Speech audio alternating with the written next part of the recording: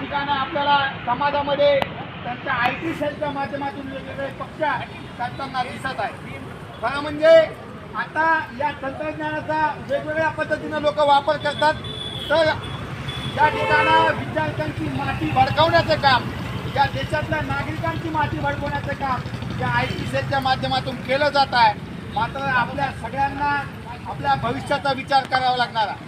CBSEच्या पेपरच्या इव्हॅल्युएशनमध्ये मोठ्या प्रमाणात गोंधळ झाला हे आपल्या सगळ्यांना माहिती आहे। त्यानंतर NTAनी नीट UGच्या परीक्षेमध्ये पेपर फुटी झालेले आपल्या सगळ्यांना माहिती आहे। नेटचे पेपर त्या ठिकाणी फुटलेले आहेत।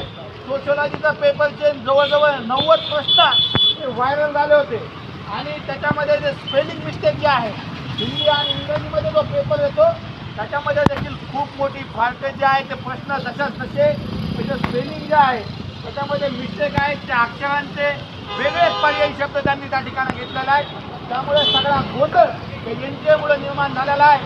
म्हणून NTA संस्था जी आहे, नॅशनल टेस्टिंग एजन्सी, म्हणजे ही संस्था काय आहे की संस्थाने अजिबात त्यांचा पारदर्शक कारभार नाही आहे।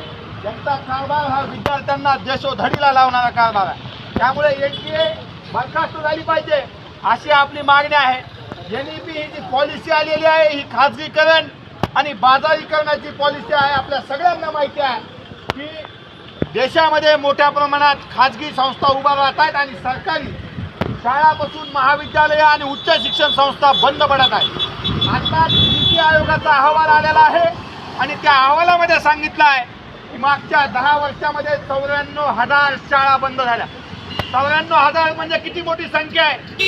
एका शाळेमध्ये अनेक विद्यार्थी असतात, अनेक कुटुंबाशी ती शाळा संबंधित असते, काही गावांशी ती शाळा संबंधित असते आणि 94,000 शाळा बंद होणं, सरकारी शाळा विशेषतः बंद होणं हे या देशाचं फार मोठं नुकसान आहे। येणाऱ्या काळामध्ये अनेक विद्यार्थी याच्यामुळे